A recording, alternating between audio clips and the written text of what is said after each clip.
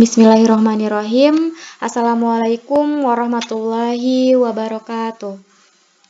Selamat pagi dan salam sejahtera untuk kita semua.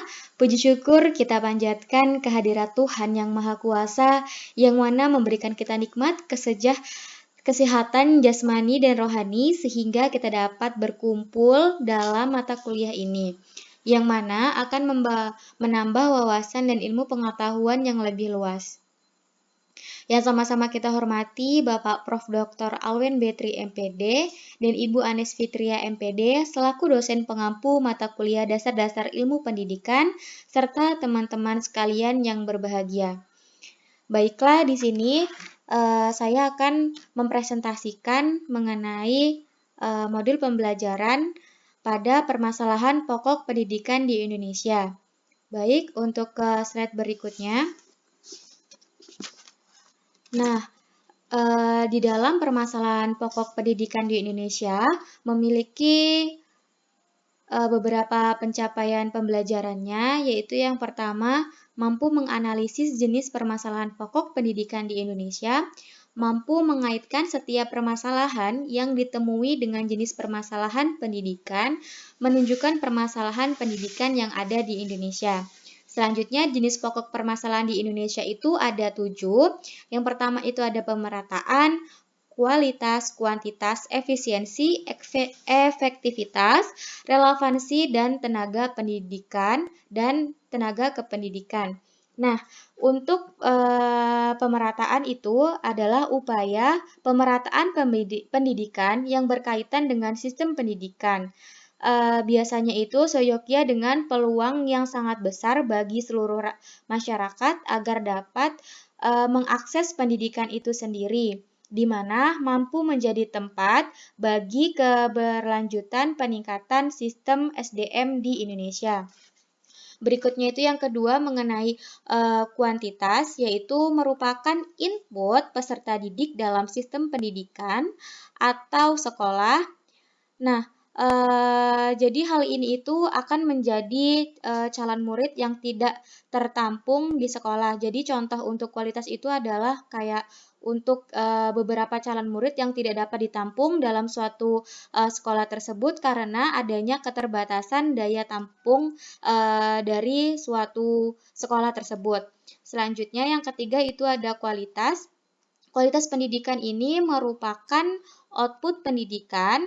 Kriteria untuk hasil adalah baik untuk keterampilan dan tujuan pendidikan itu sendiri.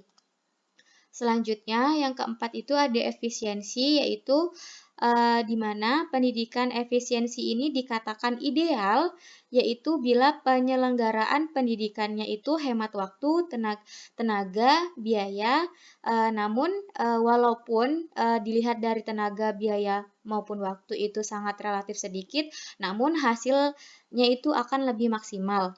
Selanjutnya itu ada efektivitas, yaitu sebuah pendidikan yang dapat dilihat apabila hasil yang dicapai itu sesuai dengan rencana atau program yang dibuat sebelum-sebelumnya. Nah, yang terakhir itu ada relevansi, di mana berhubungan erat dengan sistem pendidikan dan pembangunan secara umum, bisa dengan jangka pendek maupun jangka panjang. Itulah pengertian atau sedikit cuplikan mengenai jenis pokok permasalahan yang ada di Indonesia. Baik, untuk slide selanjutnya. Pada slide ini dilihat pada sistem pendidikan di Indonesia itu dinilai hampa tanpa makna. Faktor yang mempengaruhi perkembangan permasalahan itu dia termasuk ke dalam pemerataan. Kenapa? Karena laju pertumbuhan penduduk, keterbelakangan sarana dan prasarana, dan perkembangan iptek yang kurang. Bagaimana sih upaya yang dapat dilakukan? Upaya yang dapat dilakukan yaitu yang pertama bisa menggunakan bimbingan tidak langsung, bimbingan langsung, dan pengelolaan tenaga kependidikan. Berikutnya, untuk slide selanjutnya itu dikutip dari artikel dari Malang. Di sini ada suatu sistem pendidikan tidak akan luput dalam kehidupan dan tentunya masih banyak ketidaksinkronan yang terjadi. Nah, ada beberapa faktor yang mempengaruhi permasalahan perkembangan pada pendidikan. Salah satunya itu termasuk ke dalam faktor relevansi. Untuk upaya yang dapat dilakukan untuk mengatasi permasalahan tersebut, yaitu adanya peran pemerintah yang harus dijalankan semestinya dan fokus mengembangkan diri dan menjadi agen pendidikan yang baik ataupun meningkatkan SDM-nya. Baik, ke slide berikutnya. Selanjutnya itu yang ketiga ada sistem full day school. Nah, faktor yang dapat mempengaruhi perkembangan atau permasalahannya itu adalah efektivitas. Kenapa termasuk ke dalam efektivitas? Karena hal ini itu sebenarnya dapat memberikan penggabungan pembelajaran iptek di mana nantinya tidak dapat membuat bosan dalam kegiatan belajar mengajar.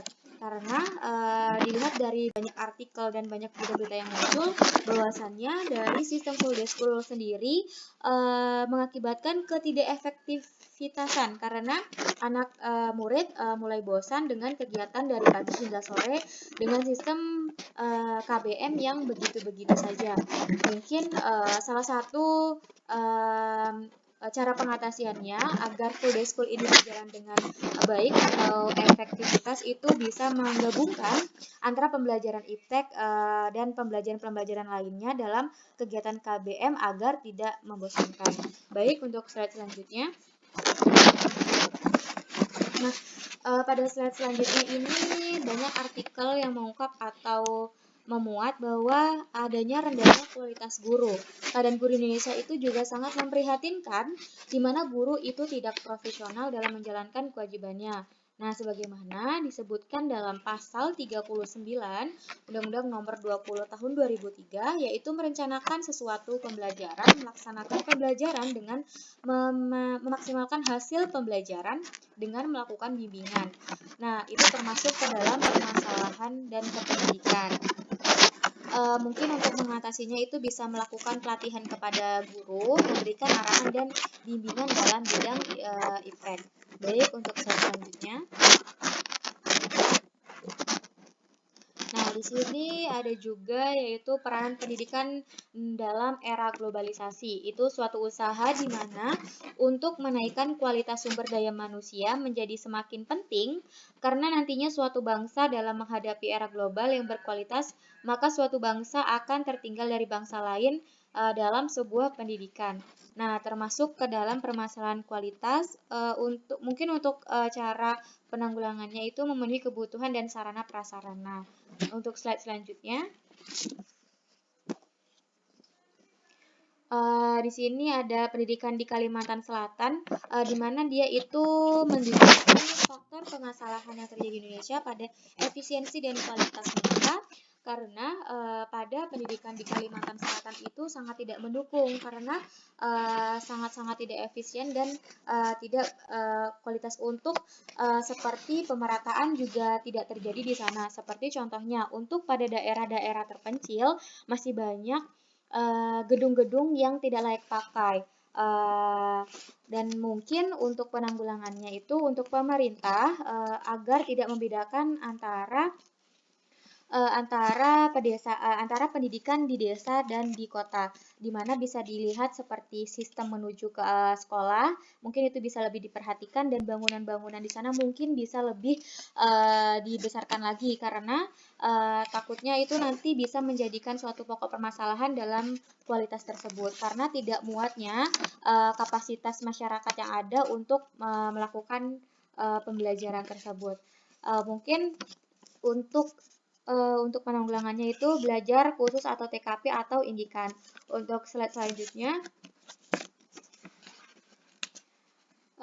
di sini faktor permasalahannya itu termasuk kuantitas, yaitu bisa cara penanggulangannya itu bisa menggunakan sistem pamong, melakukan penyuluhan. Nah, dapat kita lihat pada gambar di slide ini bahwasannya masih banyak anak peserta didik lain seperti di Kalimantan tadi itu tidak mendapatkan perhatian yang layak pada bagian pendidikan. Mengapa hal itu bisa terjadi? Yaitu tadi adanya 7 faktor tadi yang mempengaruhi sistem pendidikan seperti pemerataan, kualitas, kuantitas, efisiensi, efektivitas, dan relevansi. Nah, seperti ini bisa kita lihat betapa kasihannya, betapa susahnya mereka untuk belajar. Artinya bukan hanya tempat saja yang harus diperhatikan, namun dari sistem SDM dan perjalanan menuju sekolah tersebut seharusnya pemerintah bisa lebih memperhatikan dan sebagai guru harus menjadikan panutan bagi anak-anak peserta didiknya. Baik, ke slide berikutnya.